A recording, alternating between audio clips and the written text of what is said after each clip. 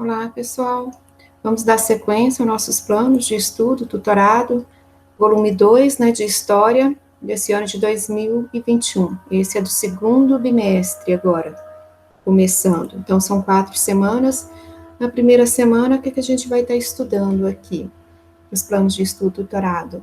O nascimento da República no Brasil, a gente vai estar descrevendo, contextualizando os principais aspectos aí, sociais, culturais, econômicos e políticos dessa emergência da República no Brasil.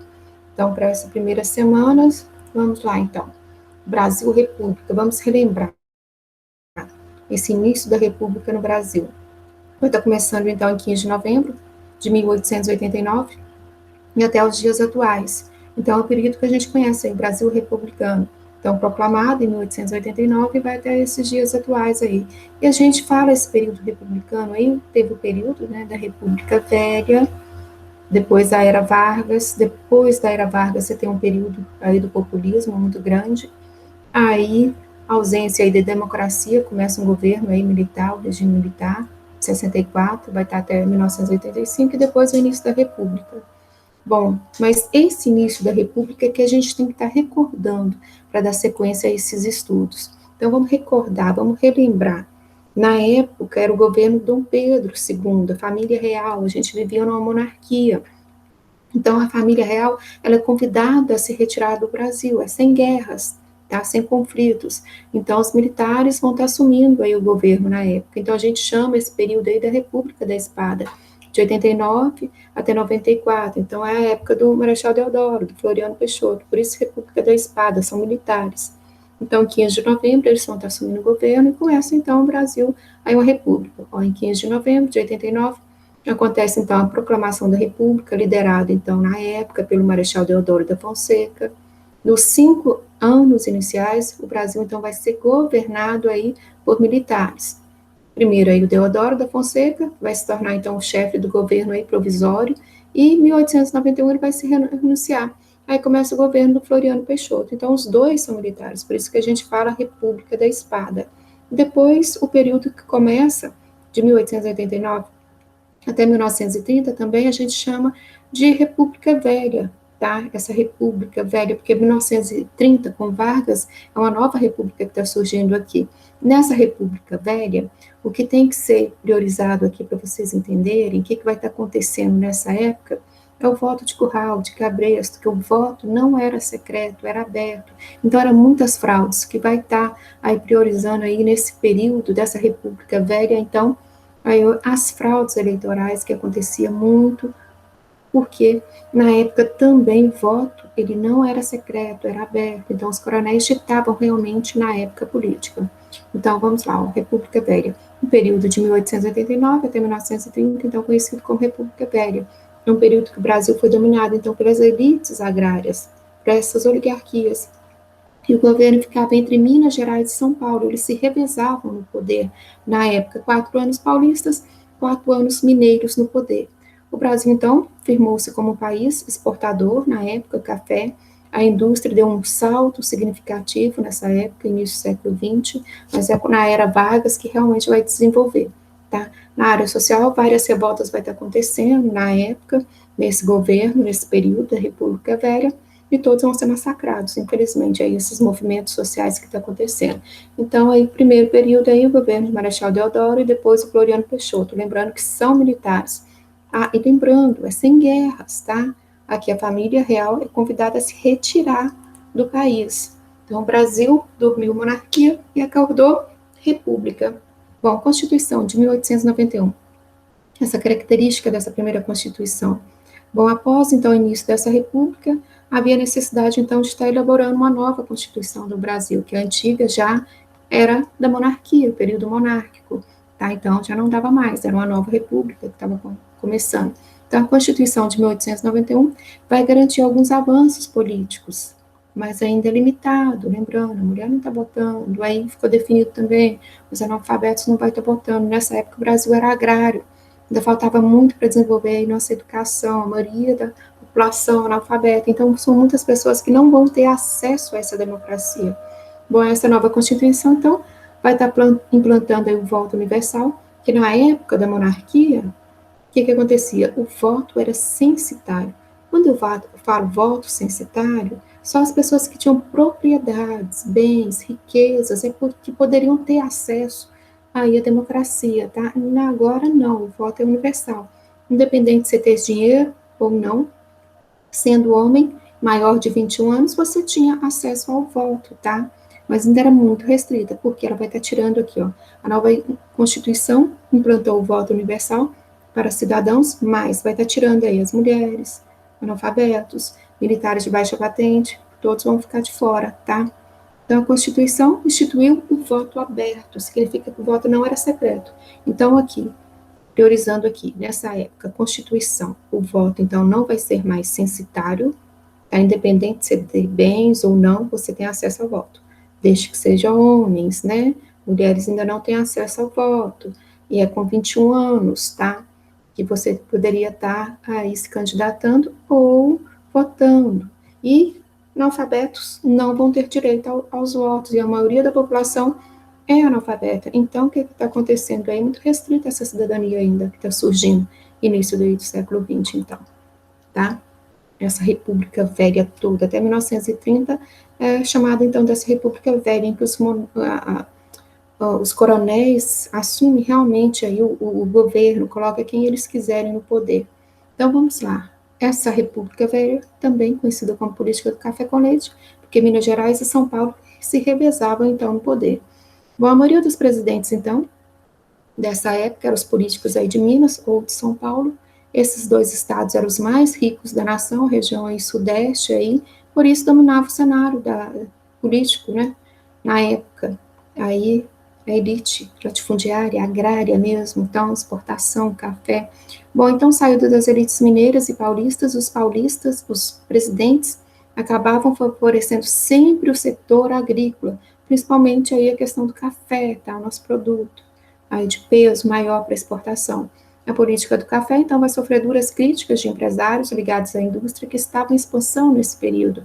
Então, na época, o Brasil queria estar desenvolvendo essa industrialização e a monarquia ela não conseguia desenvolver a industrialização. Por isso que a família real ela é convidada a se retirar do país. Aí começam os militares. Os militares queriam estar desenvolvendo essa industrialização no Brasil, Marechal Deodoro Floriano Peixoto, mas ficou muito pouco tempo no poder. Aí logo depois assume a elite cafeeira na época, então Minas Gerais e São Paulo. A industrialização, ela está começando, desenvolvendo, mas ainda não do tanto que deveria, tá? É só realmente com Vargas que vai desenvolver para valer mesmo, realmente. Bom, se por um lado a política do café com leite privilegiou e favoreceu o crescimento da agricultura e da pecuária na região sudeste, por outro, ela vai acabar provocando o abandono das outras regiões do país. Por exemplo, região nordeste, norte, centro-oeste, que vai ganhar pouca atenção desses políticos. Então, você pega só 1960, com a construção de Brasília, que realmente vai estar desenvolvendo esse interior do Brasil. Nessa República Velha toda, ainda não. Fica esse domínio político desses dois estados. Bom, e o que seria essa política dos governadores, que predominou, então, na época da República Velha? Ela é criada no governo paulista, Campos Salles. Essa política, interessante, ela visava manter no poder as oligarquias dominantes. Em suma, era uma troca de favores políticos entre governadores e o presidente da República. O presidente ele apoiava os candidatos dos partidos governistas nos estados, enquanto esses políticos davam suporte à candidatura presidencial. E governabilidade, sustentação política, né, parlamentar durante esse período de governo, ou seja, uma amizade muito grande. Um apoiava o outro, esse convênio depois que a gente vai ver, convênio de Taubaté. Então, essa política dos governadores. Então, sempre aí vai estar favorecendo a elite agrária. E o coronelismo, o que seria isso? Na época da monarquia, você recebia uma patente de coronel, você que ficava por conta de manter a ordem ali na sua região, então você recebia essa patente. Depois, na hora que começa a república, esse título é retirado, não tem mais essa patente de coronel, mas fica essa ideia do coronel, aquela pessoa que vai estar mandando na sua região, tá? Que vai estar aí definindo aí os rumos políticos. Bom, então a figura do coronel era muito comum durante os anos iniciais, então, da República, essa República Velha, principalmente no interior do Brasil. O coronel, então, era o grande fazendeiro que utilizava seu poder econômico para garantir a eleição dos candidatos que apoiavam, era usado, então, o voto do cabresto, tá? O voto de curral.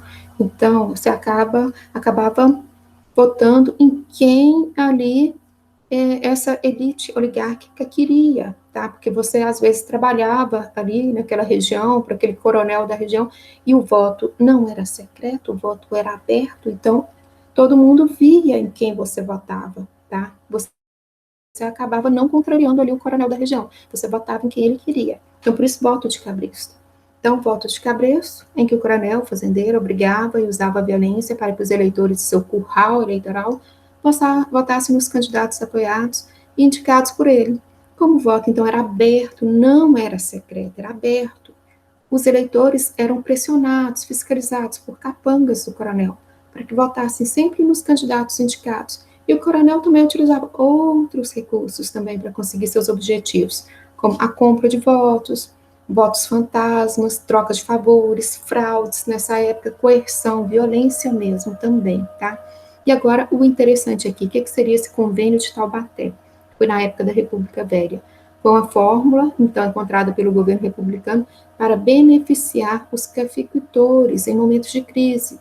Quando o preço do café abaixava muito, o governo federal comprava o excedente de café e estocava. Se você não conseguia vender todo o seu café, o Estado comprava, tá? Então, você nunca entrava em crise, porque sempre tinha comprador. Esperava-se a alta do preço do café e então os estoques eram liberados. Essa política mantinha o preço do café, principal produto de exportação no Brasil na época, sempre em alta e garantia dos lucros dos fazendeiros de café, ou seja, nunca entravam em crises. Bom, e o que vai ser essa República Velha? Tá? O golpe de 1930, que Vargas vai estar chegando às eleições. Ó, em 1930, o que vai estar acontecendo? Para ter as eleições, escolher um novo presidente aí da República, tá? De acordo com a política do café com leite. Era a vez do mineiro, que já tinha um paulista no poder. Então, era a vez de um mineiro. Então, o Partido Republicano Mineiro aí, ele vai assumir a cadeira presidencial. Porém, o que acontece nessa época? O presidente era paulista, o Washington Luiz, ele vai indicar Júlio Prestes para a sucessão do próximo presidente, rompendo com a política do café com leite, porque o Júlio Prestes também era paulista. Então, Washington Luiz era paulista, estava na presidência, e ele vai indicar para presidente um outro paulista, que é o Júlio Prestes. Mas era a vez de Minas Gerais, então eles rompem com essa política café com leite. Em Minas Gerais vai romper esse acordo, então, tá, na época. Então, o que acontece? Minas Gerais vai estar apoiando a Aliança Liberal, ou seja, o governo gaúcho, de Getúlio Vargas, Rio Grande do Sul, Getúlio Vargas. Então, vai romper com essa política café com leite. Minas e São Paulo se revezando de 4 em 4 anos aí no poder. Então, é esse rompimento. Júlio Prestes vai sair vencedor, e nas eleições de abril de 1930, deixando descontentes os políticos da Aliança Liberal, que alegaram fraudes eleitorais, liderados por Getúlio Vargas, políticos da Aliança Liberal e militares descontentes, provocaram então a Revolução de 1930. Foi o fim da República Velha e o início da Era Vargas. Quem ganha é o Júlio Prestes, então todo mundo sabia que tinha muitas fraudes na época. Era para ter sido o Getúlio Vargas, que todos os colégios eleitorais aí maiores estavam apoiando o Vargas. Então, o que acontece? Vargas assume o governo, tá? O golpe de 30, ou seja, Vargas assume o governo, mesmo não ganhando as eleições na época. Eles não aceitam, não deixam Júlio Prestes assumir o governo. Então, em 1930, chega Getúlio Vargas no governo, tá? Só relembrando, então, essa República Velha, esse rompimento dessa República Velha, está no PET, na página 101 de vocês. Então, tem aí a figura do coronel, ele que controla o seu colégio eleitoral, ali, os trabalhadores ali, quem que vai estar votando, tá? Então, e essa troca, esses coronéis vão estar elegendo esses governadores de cada estado, de cada província, e esses governadores, por vezes, ajudam esses coronéis, que ajudam a eleger quem que vai ser o próximo presidente, tá? Então, aqui, a definição, coronelismo. Ricos fazendeiros, militares e políticos no período da República Velha. Política de governadores é justamente isso, é uma troca de favores que está acontecendo, e política de café com leite, um acordo das oligarquias estaduais, as famílias detentoras de poderes em cada estado, cada região, um acordo das oligarquias estaduais e o governo da República para que os presidentes brasileiros fossem escolhidos entre os membros das oligarquias paulistas e mineira, alternando aí entre essas os mandatos na política do café com leite, Minas e São Paulo. Bom, aqui as atividades, explique com suas palavras o que foi essa política dos coronéis, o coronelismo, então essa troca de favores. Então vocês voltam aqui nesse esqueminha e vocês vão estar explicando o que foi essa política. Então, o coronel, ele mandava na sua região, ele tinha seu colégio eleitoral, ali o voto de cabresto, você tinha que votar em realmente quem ele queria na época. 2. Quais são as principais características da Constituição de 1891? Se preciso, faça uma breve pesquisa de auxílio. Vamos relembrar? Para essa Constituição de 1891, o voto, agora, ele não é censitário, tá? Significa independente que você tenha bens ou não, propriedades ou não, você tem acesso ao voto. Agora, o voto, então, é universal, tá? Não é censitário mais. Aqui também lembra dessa Constituição. Aí o Brasil é uma república federatista e as mulheres não vão ter acesso ao voto, analfabetos também não vai ter a voto, e o Estado é laico, sem a influência da Igreja Católica, tá? E o principal, gente, o voto aí aberto, e o voto, ele não é secreto, tá? O voto é aberto, não é censitário, é voto universal. O mais importante aí. E lembrando que analfabetos não votam, ou seja, a maioria da população não tem acesso ao voto nessa época. Então, essas características da Constituição de 1891. Depois, a questão 3 e 4, vocês vão marcar aí qual que está correta. A questão 3 está perguntando aí a ideologia republicana, vai ganhar força a partir de 1870, porque o desenvolvimento das relações de produção capitalista em andamento no Brasil exigia mudanças que o Império não podia realizar. Que mudanças é essa? Industrialização, que a monarquia não conseguia desenvolver toda essa industrialização que necessitava o Brasil. 4. A política do café durante a República Velha, o que seria essa política do café? O que aconteceu durante essa república, essa primeira república, tá? Café com leite, Minas, São Paulo se revezando no poder. Então, marca aí a questão correta. Questão 5, ela está perguntando agora sobre o coronelismo, ó, completamente analfabeto ou quase sem assistência médica, não lendo jornais nem revistas, nas quais se limitava a ver as figuras, o trabalhador rural, a não ser em casos esporádicos, tem o patrão na conta de benfeitor. No plano político, ele luta com o coronel e pelo coronel, ou seja, ele está ali apoiando o coronel. Aí estão os votos de cabresto, que resultam em grande parte da nossa organização econômica rural. Então, essa política vigorou na época da República Velha. Então, começou a nossa república, a partir de 1889, o voto não era secreto, então ela vai estar vigorando até 1930, que a hora que Vargas chega no poder, ele rompe com essa política do café com leite, né? Então, vamos lá. Ó, o coronelismo é um fenômeno político da Primeira República, então, de 1889 até 1930, tinha como uma de suas principais características o controle do voto, o que limitava, portanto, o exercício da cidadania. Limitava. Por quê? Na época, esse controle do voto, o voto não é secreto, é aberto. Bom, e nesse período, essa prática estava vinculada a uma estrutura social, aí vocês vão marcar uma aqui, tá? Que estrutura social é essa? Era igualitária? Ou estava parado? Ou era ditatorial? Ou era agrária? Marcada pela concentração da terra e do poder político local e regional. A letra E, será que seria agrária? Uma estrutura social, o Brasil era agrário, produtor de café, marcado pela essa concentração de terra, de poder político local e regional. Então, marque uma correta, ok? Depois, na semana 2, a gente ainda continua nesse Brasil republicano, tá? Coronelismo, a população aqui no Brasil nessa época, a semana 2. Então, vamos relembrar, então, política do café com leite. A gente já sabe que era Minas e São Paulo no poder, tá? E tinha a política dos governadores. O coronel, a gente já descobriu que era uma figura aqui, muito comum, nos anos iniciais da República, principalmente nas regiões do interior do Brasil. O coronel era um grande fazendeiro que utilizava seu poder econômico, então, ele utilizava ali o voto do cabresto, mantendo o seu curral eleitoral. que vai ser essa crise dessa República Velha, golpe de 1930. Então, em 1930, tem esse descontentamento, tá? Então, Minas e São Paulo vão se separar. Agora vai ter esse rompimento, que Getúlio Vargas é do Rio Grande do Sul, ele rompe com essa política. E agora está chegando ao poder, então, Vargas. Vamos ver uma curiosidade sobre Vargas, 1930, tá? Antes da gente estudar ele tinha 1,60, detestava sua altura, por isso os fotógrafos eram obrigados a usar truques para mostrá-lo maior do que era. Antes de chegar à presidência, ele foi ministro da Fazenda de Washington Luiz, o presidente paulista, representando São Paulo, que o depôs e mandou para o exílio. Os dois não deram certo. O presidente era chamado de pai dos pobres, já criou o 1º de maio, as leis trabalhistas, então ficou conhecido como pai dos pobres. Durante o governo do Estado Novo, que na época, o Estado Novo, em 1937, é uma ditadura, fecha ali o Congresso, governa sozinho, tá? Uma ditadura, Getúlio Vargas. Ele determinou que as repartições públicas tivessem um retrato do presidente da República na parede. Então, essa ideia já começa o quê? No governo de Vargas.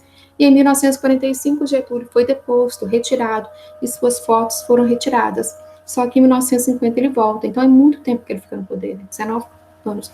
Ele fica de 1930 até 1945, depois ele volta em 1950 e até 54, que é quando ele suicida. Então, 19 anos aí no poder, muito tempo no poder. Bom, ele é reeleito, então, em 1950, os retratos vão estar voltando, então, e se inspirou uma música de muito sucesso na época, que foi feita em 1955, que era O Retrato do Velho, de Haroldo Lobo, e foi interpretada por Francisco Alves. Bom, aqui é a letra, ó, bota o retrato do velho outra vez, bota no mesmo lugar, o sorriso do velhinho faz a gente trabalhar. Eu já botei o meu, e tu não vais botar? Já enfeitei o meu, e tu não vais enfeitar? O sorriso do velhinho faz a gente se animar. Então, ou seja, saía e voltava Vargas o tempo inteiro no poder, tá? Muito tempo no poder. E em 1953, o Getúlio foi convidado para a cerimônia, isso aqui de curiosidade, de coração da Rainha Elizabeth II da Inglaterra, e como presente ele entregou um colar, um par de brincos, e o colar ele pesava 300 gramas na época, com 10 aguamarinhas de 120 quilates e 647 brilhantes. Então foi o presente aí do Brasil, Getúlio Vargas levou para a cerimônia aí de coração da Rainha Elizabeth II. Bom, ele sofria de artrite, gostava de golfe e considerava um pouco supersticioso na época. Bom, então vamos agora começar a entender esse governo de Vargas, que vai estar durando aí até essa primeira fase, de 1930 a 34, depois 34 a 37, mais 4 anos, depois o Estado Novo de 37 a 1945. Então, ao todo, ele vai ficar 15 anos aí no poder. Vamos entender essa fase, esse governo, esse período. Então, saiu da política do café com leite, agora começa uma nova república, a era Vargas. Então, o governo provisório, que era para ser provisório, ele tinha que elaborar uma nova constituição. Então, a gente fala governo provisório, que ele não foi eleito pelo povo, ele tomou o poder, foi um golpe. Então, é de 1930 até 1934. Aí, em 1934, cria-se uma nova constituição para o Brasil. Aí, a partir daí, a mulher já vai ter direito ao voto. Em 1932, criou a Justiça Eleitoral, já previa aí as mulheres tendo direito ao voto. Então, em 1934, a mulher tem aí acesso e direito ao voto, que até então não. Mulheres eram proibidas de estar votando na época. Bom, depois de 34 a 37 é um governo constitucional. Tá? Ele foi eleito indiretamente pelo Congresso, ficou definido pela Constituição de 1934, que ele ia ficar mais 4 anos no poder. E em 1937, aí novas eleições, um outro governo, mas não, 37 ele dá um golpe, tá? Uma ditadura, cria o Estado Novo. O que é o Estado Novo? É ditatorial, significa que não tem democracia, tá? 1937 a 45. Em 1945, por que ele sai? Porque é a Segunda Guerra Mundial, o fim da Segunda Guerra Mundial. Então, o Brasil, ele estava combatendo na Europa governos autoritários, nazismo, fascismo, e aqui a gente vivia uma ditadura. Aí o exército parou de apoiar, a população parou de apoiar Vargas, ele chama novas eleições. Por isso que ele sai em 1945, tá? Então, governo provisório, vamos ver essa primeira fase. Então, caracterizou pelo início do processo de centralização do poder, né? Vargas, ele era autoritário, o governo central, eliminação dos órgãos legislativos em nível federal, estadual, municipal, ausência de eleições, Também foram criados novos ministérios, como o Ministério do Trabalho, da Indústria, do Comércio, Ministério da Saúde, da Educação. Lembrando que Vargas aí a educação se torna obrigatória, o Estado tem que dar conta da educação primária, gratuita e obrigatória, que até então não, o Estado não era responsável, agora sim, tá? Aí o Estado responsável por cuidar também da educação. E aqui tem uma tirinha aqui, aí Vargas 1930 sorrindo, 31, 32, por que ela está com essa cara ranzinza em 1932? Porque São Paulo se rebela, querendo uma nova Constituição, mas Vargas derrota São Paulo em 1932, depois 33 já melhora, 34 ele sorrindo, porque ele vai ser reeleito novamente, indiretamente, 35 ele está feliz, 36 e 37 é a cara zangada, que ele dá o golpe. Aí é o Estado Novo, ditadura. Então, as diferentes fases do governo, Getúlio Vargas. Bom, após a Revolução Constitucionalista de 1932, o Getúlio Vargas ele teve que promover, então, novas eleições, tá, legislativas, convocar, então, a Assembleia Constituinte, elaborar uma nova Constituição, uma nova Carta Magna em 1934. Nesta havia importantes mudanças políticas, como o voto feminino, estabeleceu o ensino primário, né, educação gratuito e obrigatório, e vai estar criando, então, uma justiça do trabalho, que aí ele vai decretar o 1º de maio, feriado, que é o dia do trabalhador, então, a jornada de trabalho, de 8 horas, férias, descanso semanal, remunerado, então, ele cria uma legislação aí, vai estar criando essa justiça do trabalho. Aí, em 1943, é criada a CLT, que engloba isso aí tudo, que ele está criando, então, a consolidação dessas leis trabalhistas. Então, é no governo de Getúlio Vargas.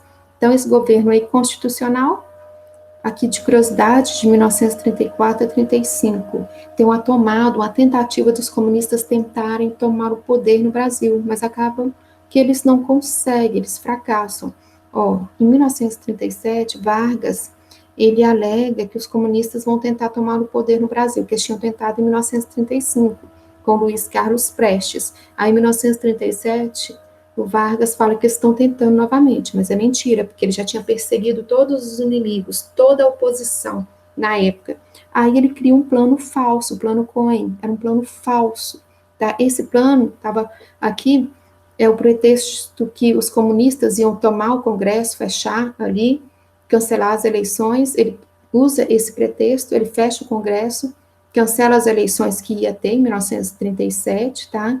E, na verdade, ele dá o golpe, cria uma ditadura, fechou o Congresso, tá? E cancela todas as eleições que iam ter e fica no poder até 1945. Então, esse plano, na verdade, foi o próprio Vargas que elaborou. O plano foi realizado pelo capitão integralista e aliado de Getúlio Vargas, o Olímpio Mourão Filho, e utilizado pelo governo para justificar o estado de sítio, inaugurar o Estado Novo, fechar o Congresso. Então, era um plano falso que o próprio governo inventou, que os comunistas estavam tentando tomar o poder. Nisso, a população ficou assustada, alarmada. Ele pega, fecha o Congresso, cancela as eleições, aí cria o Estado Novo, que na verdade é uma ditadura. Aí cria uma nova Constituição para o Brasil em 1937, que é a Constituição ditatorial. Aqui o Estado Novo, então é criado o 1º de maio, Dia do Trabalhador, tá? As legislações aí, questão da trabalhista. Então é lembrado aí o Estado Novo, alguns vão falar que é bom, outros ruim. Então é lembrado pela história de maneira contraditória. O Estado Novo é considerado o período mais repressivo, então, da ditadura de Vargas, quando é proclamada a Constituição de 37, ao mesmo tempo é lembrado como uma época dourada, onde os direitos trabalhistas vão ser criados nessa época, o direito de voto da mulher também nessa época. Bom, o Estado Novo aí é criado, então, uma nova Constituição, Carta Magna, Carta Maior Magna, extinguiu os partidos políticos, acabou os partidos políticos até o fim da democracia, tá? Instituiu o regime corporativo e acabou com a independência dos 3 poderes. Por ter sido inspirada na Constituição polonesa de 1926, foi apelidada de polaca. Ela é muito autoritária, essa Constituição, tá? Aí o Estado ali centralizador do seu poder, tá? Ademais, a partir de novembro de 37, Vargas impôs uma censura aos meios de comunicação, ele cria o Departamento de Imprensa e Propaganda também, o DIP. Em 1938, indignados com o rumo centralista que tomava o governo, a Ação Integralista Brasileira, AIB, planejava um golpe, liderada por Plínio Salgado. Os integralistas tentaram tomar o poder, mas são derrotados e seus participantes são presos ou exilados. Aí perseguiu toda a oposição mesmo, Vargas, colocou todo mundo, perseguiu todo mundo. E no plano econômico, a era Vargas vai se caracterizar por medidas de nacionalização, ele era nacionalista ali, o Estado o tempo inteiro, forte, atuante, bem como levar a cabo sua política trabalhista, com a concepção da CLT, Consolidação das Leis do Trabalho, em 1943, né? E no âmbito legislativo, estabeleceu o Código Penal e o Código de Processo Penal. Então, aí tudo no governo de Getúlio Vargas. Aí começa na Europa a Segunda Guerra Mundial, começa em 1939 e termina em 1945. O Brasil toma a decisão de se manter neutro, tá? Ele não toma posição se ia ficar do lado da Alemanha ou dos Estados Unidos, fica neutro, tá? No entanto, no governo, existiam aqueles que eram a favor de apoiar o eixo e os que desejavam se apoiar aos aliados. Bom, devido à pressão americana, Getúlio Vargas decide declarar guerra à Alemanha e, posteriormente, o Brasil vai estar mandando soldados para a Europa, tá? E cede uma base aérea para os americanos em Natal, Rio Grande do Norte. Então, o Brasil fica do lado dos aliados, Inglaterra, França, Estados Unidos na Segunda Guerra Mundial e vai combater os estados ali, os outros países do eixo, que na verdade era Japão, Itália, Alemanha. O Brasil vai estar lutando na Itália, norte da Itália, participação do Brasil na Segunda Guerra Mundial, tá? E em troca, ele pede dinheiro emprestado, tá? Para modernizar, desenvolver nossa industrialização ao governo americano. Então, ele negocia essa entrada do Brasil na Segunda Guerra Mundial. Então, Getúlio Vargas. E o fim do governo dele, dessa era, tá, de 1930 a 45, é porque acaba a Segunda Guerra Mundial na Europa. O que acontece? O pessoal para de apoiar Vargas, porque não tinha democracia, era um governo autoritário. Aí é chamada as eleições de 1945. Ó. A contradição entre lutar contra uma ditadura e viver num regime sem democracia determinou o começo do fim da era Vargas. Vários intelectuais, associações de estudantes e mesmo parte dos militares começaram a protestar abertamente contra o regime de Vargas, na época. E no dia 29 de outubro de 45, Getúlio Vargas vai ser deposto, então retirado por um golpe militar, a União Democrática Nacional, sendo conduzido ao desterro, sua cidade natal, São Borja, no Rio Grande do Sul, então. Na época, a nossa capital era Rio de Janeiro, tá? Ali era no Palácio do Catete, e ele fala assim, ele só sai de lá aqui se matarem. Aí, em 1954, ele comete o suicídio, que aqui a gente está falando em 1945, ele pega e chama as eleições, mas ele é eleito em 1950, ele volta, 1950, em 1954 ele comete o suicídio, entre aspas, né? Aqui, será que realmente foi um suicídio? Então, 1954, é a morte de Vargas, aí ele largou realmente aí o governo, só com a sua morte. Ó, então, em 1955, ele retorna à presidência, ele é eleito, em 1950, 51, ele retorna à presidência, concorrendo pelo Partido Trabalhista Brasileiro, era o PTB. Neste mandato, alcançado pelo voto popular, lança as bases para a criação da Petrobras no governo dele. Vargas vai suicidar no Palácio do Catete, em 24 de agosto de 1954, com um tiro no peito. E ele deixa uma carta, testamento, explicando os motivos de sua decisão, com uma frase célebre na época: deixo a vida para entrar na história. No final da carta ele assina dessa forma, aqui, devido ao seu suicídio, então, em 54, ele se retira, então. Aí é a morte, o suicídio de Getúlio Vargas. Bom, uma curiosidade sobre a Sara Vargas: Getúlio introduziu o culto à personalidade, ao líder, desfiles cívicos, as grandes concentrações que aclamavam e cantavam juntos em corais, regidas muitas vezes por Heitor Villa-Lobos. A era Vargas ficou marcada pelas leis trabalhistas, então, que ele instituiu aí a concretização das leis trabalhistas, a carteira de trabalho, com semana de trabalho de 48 horas, férias descanso, remunerados. Bom, e está perguntando, então, nas atividades. Pesquise e comente o impacto da Revolução Russa no movimento operário brasileiro. Bom, essa questão aqui, o que acontece? Em 1917, tem muitas greves no Brasil, no início dessa república. Em 1917, também tem a experiência ali que na Rússia aconteceu a Revolução Russa, socialista, o socialismo, os trabalhadores tomam o poder. Então, tem um impacto nessas greves que está acontecendo em São Paulo, que o movimento aí da industrialização, anarquismo, sindicatos, concentrava nessa região sudeste, principalmente São Paulo. 2. Ocorreu-nos também o dever de acudir ao proletário.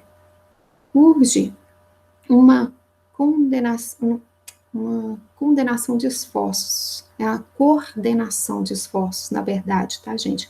Corrige isso, não é condenação de esforços, é coordenação de esforços para o estudo e adoção de providências de conjunto que constituirão o nosso Código do Trabalho, que na verdade é a CLT, que depois ele vai, em 1943, vai consolidar todas essas conquistas trabalhistas.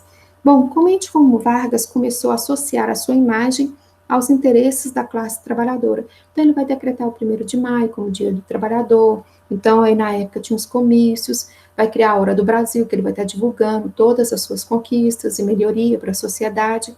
Então, ele vai estar associando aí a questão trabalhista, que ele vai colocar aí a carga horária de trabalho, férias, 13º, descanso semanal remunerado. Então, eles vão criar leis trabalhistas para ajudar aí o trabalhador. E aí, promover a industrialização do Brasil também, quando você regulariza a questão trabalhista no Brasil. Bom, aqui está pedindo para vocês prepararem aí um quadro de todas as revoltas que vai estar acontecendo no início do Brasil República, essa República Velha, tá? 1989 até 1930. A revolta federalista, da Armada, do Cangaço, Canudo, a revolta da vacina, da chibata, tenentistas, tem que colocar onde aconteceu, qual foi o estado, qual foi a data, o período, por que eles estavam se rebelando contra o quê, por quê, e qual foi o resultado final. Então, você tem que fazer uma pesquisa sobre cada uma e colocar o local, a data, o motivo, tá? E as consequências aqui, no final, o resultado dessas revoltas que vai estar acontecendo no Brasil no início da República. E depois, aqui falamos sobre Vargas, sobre o Estado Novo, tá? Na década de 30. Então, você vai marcar aqui a correta, o governo de Vargas, período Estado Novo. Então, seria isso, esse momento de estudo, tá? Então, bons estudos para todo mundo, boa pesquisa e até a próxima.